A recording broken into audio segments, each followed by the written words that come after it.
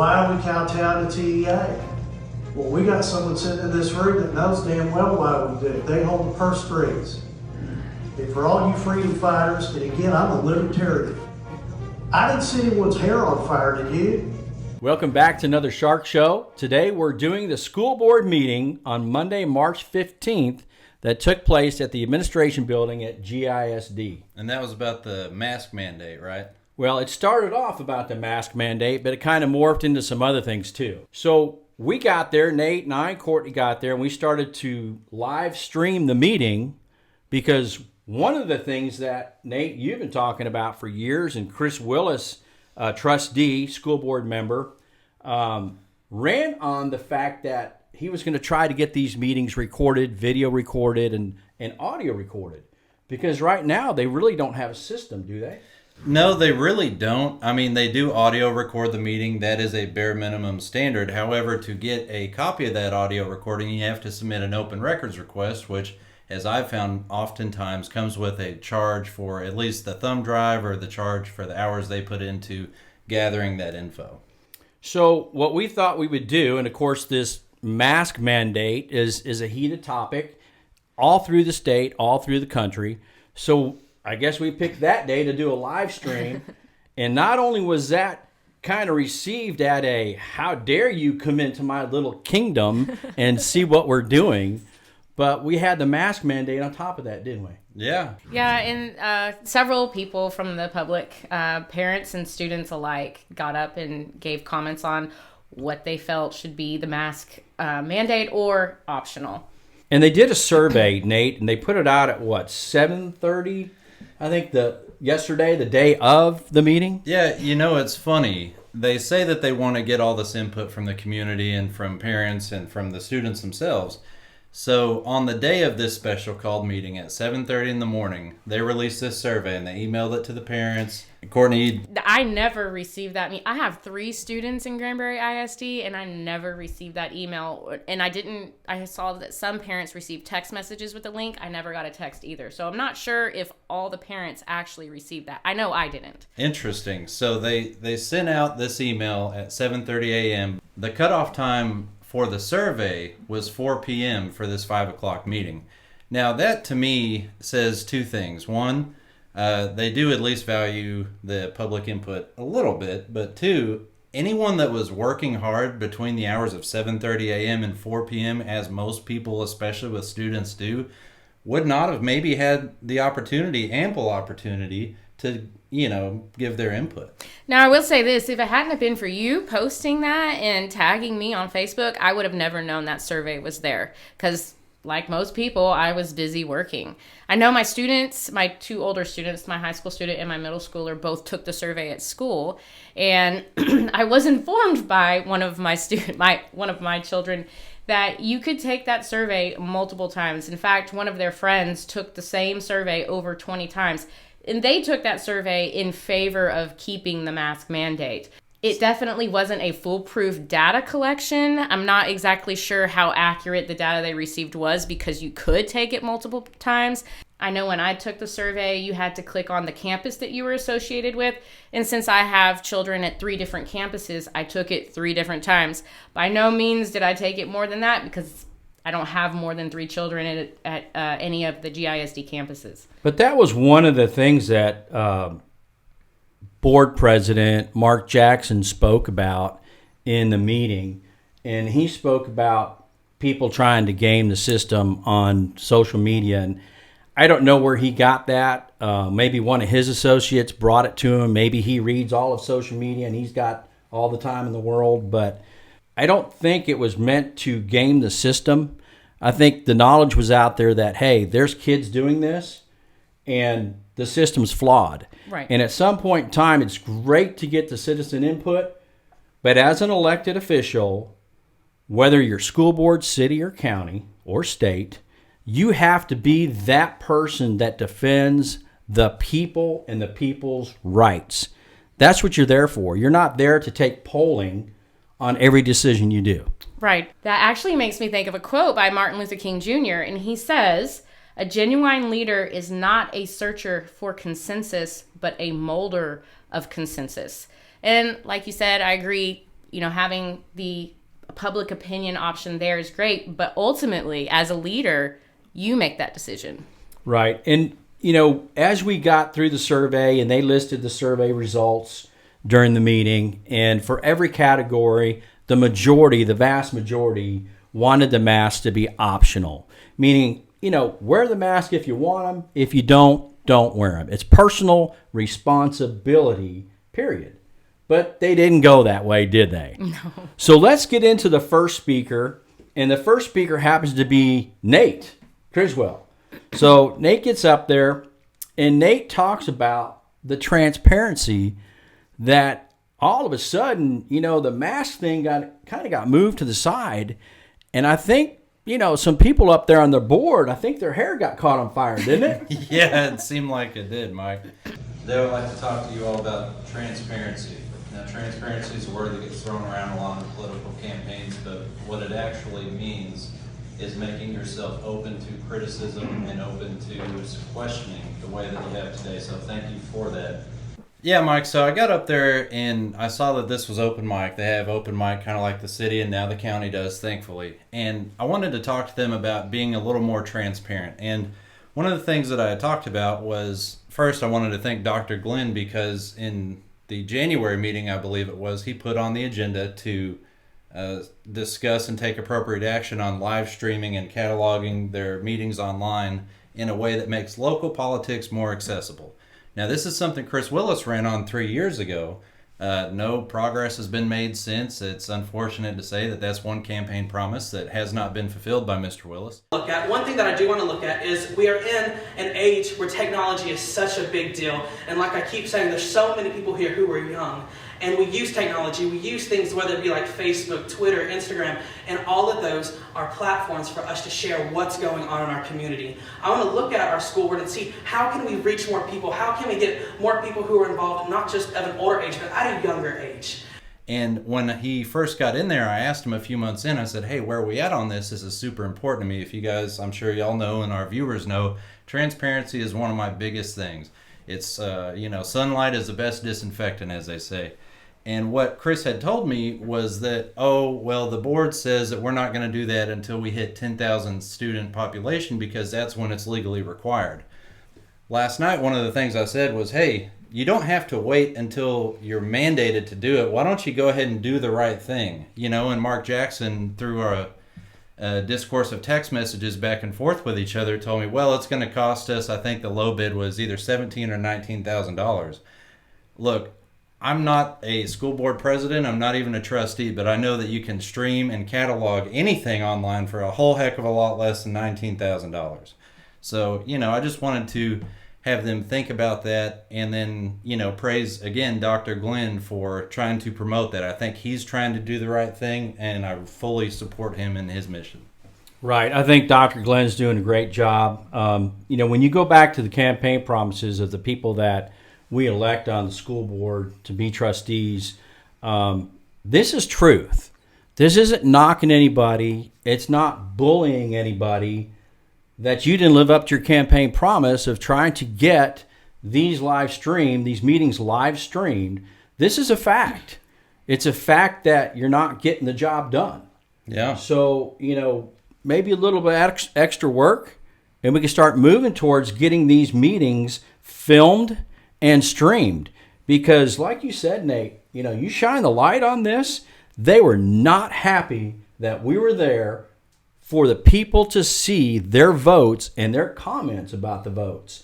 And I guarantee you, if Blue Shark wasn't there, there would have been one vote against the masks, and that would have been Paula McDonald, who did an outstanding job of speaking about why she didn't want the masks.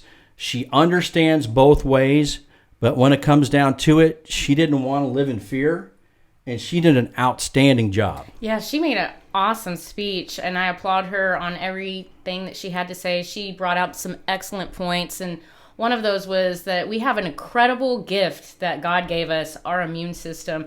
It is perfectly capable of doing some amazing things as long as we take care of our body, and that's personal responsibility once again.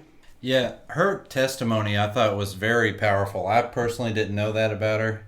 And, I was very impressed to hear basically everything she said last night. She could be one of the future leaders of that school board. Yeah, I think she really captivated the crowd, and she spoke from the heart and what it really meant to live and be able to breathe every day. And that, what an example right there. Yeah, and she spoke from a perspective of someone who is in that high-risk category. But bottom line, it's personal responsibility. It's taking care of yourself and doing what you think is best and what you think is right for your own personal self. And Nancy Alana spoke, and she pretty much sounded like she wants the whole school to be germ-free. Look forward to a germ-free, mask-free year. That's not going to happen. Walking cans of Lysol. But, her viewpoint was, hey, let's just keep the mask on for another 8 weeks, kind of like that year of flatten the curve, that way of thinking, the mentality. And, that's her viewpoint. She did a good job at expressing the opposite view. But that is definitely somebody that's for the mask mandates until almost like an unlimited time, I think, until we're germ-free. Yeah, because when does that ever happen? I don't think in the course of history humanity has ever been germ-free. Yeah, and just for the record, she is up for re-election in November of 2021. Then we had Chris Willis speak. He spoke about liberty and freedoms and things like that, but understood the other side, and that, he wears a mask, his wife wears a mask, things like that. But Chris Willis was more, he didn't want to be political. Yeah. He wanted this thing. He goes, it shouldn't have been political. This whole event shouldn't be political. Wake up, America. The Constitution is political. Exactly. With the moment they took away our constitutional rights, it became political. Yeah. The Constitution forms the political state. And with my tax dollars, my property tax dollars, 60% go to GISD. So when 1 cent gets spent, Mr. Willis, that's political. And you decide on political things every day. Mike, you mentioned how all this is political. The Republican Executive Committee just a couple years ago passed a resolution that said, hey, regardless of what they call these local races, whether it's city council or school board, they call them nonpartisan. We passed a resolution that says, hey, no, this is partisan. When you're talking about the spending of tax dollars, the setting of curriculum, the setting of dress code, what they're going to do downtown, it is partisan. So spare me, please. This should not be political. It's all political, whether or not you want to accept it. The word in political subdivision is political. And actually that the school board and trustees go to TASB, the Texas Association of School Boards, which is a liberal front and a taxpayer-funded lobbying group. So yes, everything you do sitting up on that podium is political. Maybe if he doesn't want this to be so political, he's been elected to the wrong position. So when, Mark Jackson and Chris Willis and some of the others speak about being political and being apolitical or non-political, it is. Yeah. That's, whether you like it or not, that's the Constitution. That's the world we live in. You're either going to be right, center, or left. Here, we're conservative. And yes, we are watchdogs. And evidently, the school board doesn't like us being watchdogs. The president of the board, Mark Jackson, states he's a closet libertarian. 2 times he called himself a libertarian last night. So, you could be a libertarian like Mark Jackson. You could be a Republican. You could be a Democrat. You could be a socialist. It's still all political. And it's funny to hear Mark Jackson say that he's a libertarian when, number one, everything he's done throughout this COVID mess would suggest otherwise. And number two, I know for a fact he's looking to run for county judge. He's, going to run against Judge Massengill, or if it's an open seat, it doesn't matter. I just hope that he runs on the libertarian ticket, because 2 times last night he said, I'm a libertarian. I'm a closet libertarian. Whether some of these guys believe it or not, I'm a closet libertarian. I do. And for all you freedom fighters, and again, I'm a libertarian. Mr. Jackson, do yourself a favor and run on the Libertarian ticket, because that is the only way you will make it to November. This was a side of Mark Jackson that I haven't seen, and we see it from the county judge. We see it now from Mark Jackson, and I'm really wondering if, we've gone so long of not going to these meetings, the people, we the people, and not looking to see what our elected officials are doing, and they get caught in their little kingdoms, and they think that they control everything, when in fact, it's about the people. We're shining the light, and Mark Jackson had a breakdown. So let's just put it out there and say it like it is. Yes, this is falling on your school board. We are leaders here. By the way, when he made that edict, I didn't see anyone's hair on fire, did you? I was criticized pretty heavily, me and my fellow trustees, that, gosh, you're not calling an emergency meeting, you're not acting quickly. Well, gee whiz. And, I thought it was funny. One of the things Mark Jackson said up there last night was, well, when the governor issued all this, I didn't see anybody's hair on fire. Well, it must be hard to see out of your little libertarian bubble, because there were hundreds of us that took place in demonstrations called Open the Hood down at the Granbury Square. We were lobbying our commissioner's court to reject it. We were writing letters to legislators. So you don't know what you're talking about, Mark.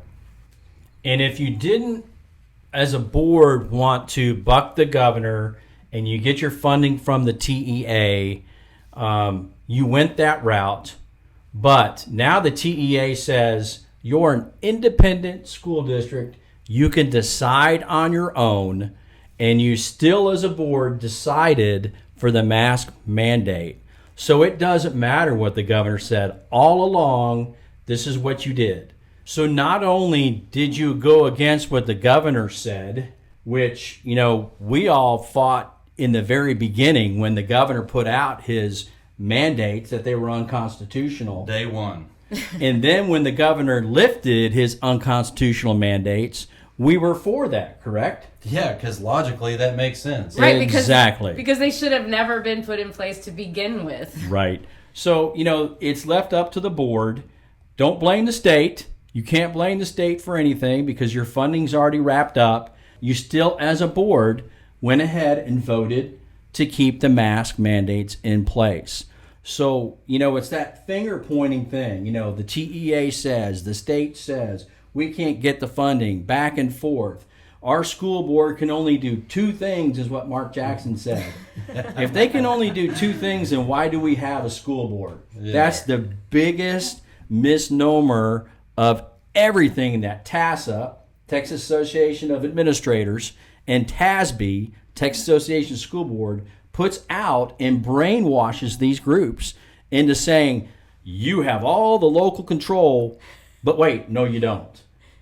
And they have to do it on the state side. That's what they make them believe. Well, take control of your board. Yeah. It'd be nice to see a school board member put the I back in Granbury Independent School District. On that same token, they have to be willing to accept criticism, because you are going to inevitably make some people mad, because that is your position as a leader. And as an individual in the community, somebody that pays 60% of their property taxes to the ISD, it's my job, it's my right to sit in this meeting and express myself and our convictions and our conservative viewpoints. And for all you freedom fighters, and again, I'm a libertarian, you come have coffee with me. That's not my job to sit and have a cup of coffee with somebody, okay? It's your job to sit up there and do what's right for the citizens using the Constitution, and it's our right to go up there and say, this is what we expect of you. I'm very disappointed in a couple of people up there on that board and the trustees, because what happens is you automatically, when you get thrown into the community like this and you've never been, seen the light of day, you know what happens? They start calling everybody else that goes up to the podium that has a different view. For calling out people who think that they can attack people and think that they can be bullies in this time, I want to thank you for calling that out. they go, oh, they're bullies. They don't think like we do. Oh, there's something wrong with those people. And that's that bubble they live in. Well, welcome to the new Granbury. You know, Mike, I spent 4 years in the Navy. I've heard my share of cuss words, and I've said a whole lot of cuss words in my day, but I never in my life would have expected the school board president to sit up there and cuss behind that podium as much as he did last night. You're damn right I'm going to wear a mask when I'm out. It knows damn well why we did it. What the hell did I do tonight? Because I'm going to piss somebody off.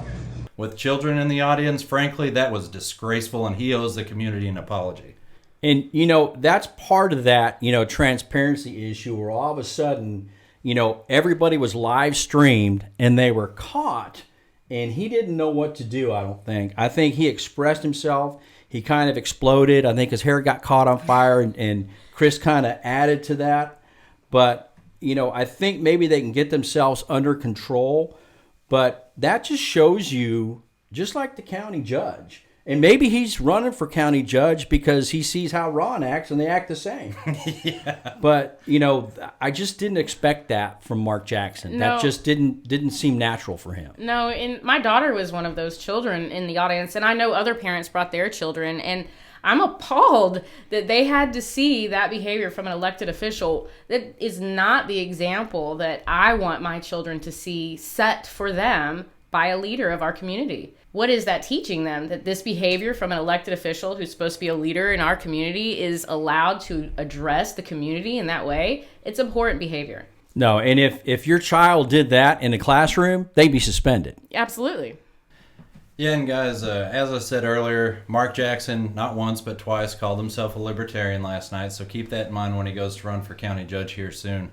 And I would also ask that you just remember the way he conducted himself the very first time that somebody came in there with a light to shine it on his board, quote unquote, to see what exactly they're doing. Now, this concerns me. I'm sure it concerns a lot of people. And hopefully, some people write him an email and say, hey, I don't appreciate, the way you were conducting yourself the other night because it was very inappropriate. As a public servant, you are not there to talk down to anybody, whether that person's a member of the media, a parent, a student, or just a community member, hardworking American, whatever. That is conduct unbecoming of an elected official. I'm very thankful that we have the opportunity to address our school board and trustees in that way. I would like to thank Dr. Glenn and Paula McDonald for what they had to say. They made some great points, and I think they're doing a great job up there trying to do what's right for Granbury ISD and the community.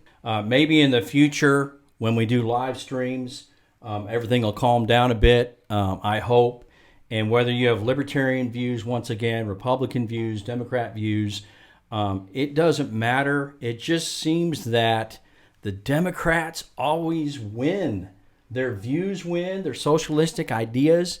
And it's time for our conservatives and the conservative parents to speak up just like the Democrats do. And we had a couple gentlemen show up that did a great job yesterday that talked about, the Constitution and their kids and freedom and personal responsibility. And that's what we need. We need more conservative people coming out and speaking at these meetings, the city council, the school board, the county. But, once again, Dr. Glenn and Paula McDonald, excellent job. I think Paula McDonald's talk was the best of the evening. Oh, yeah. And I'm looking forward to see where, Paula McDonald can take this board as one of the leaders. I think, she did a great job last night. And, it's kind of sad to see that some of the people on the board don't understand what a political subdivision is or what role they play as a trustee. And yes, that it is political. Guys, we appreciate you tuning in. Be sure to like, share, comment, subscribe, whatever. If you're on YouTube, go ahead and hit that thumbs up button. Helps us with the algorithm. And guys, we appreciate all the support that we've been given. The community outpouring of support has been tremendous. Yeah. We cannot thank you enough. One thing you can do if you want to show some financial support to Blue Shark Media is buying some of these hats like you see me wearing. We've got some gray shirts, some with the logo centered, some with the logo over on the pocket. And then we've also got these 16-ounce Blue Shark tumblers. If you would like to purchase any of those, shoot Mike, Courtney, or myself a message, and we will get you taken care of. And this is Blue Shark shining light on your elected officials here in Hood County. Shark Show out.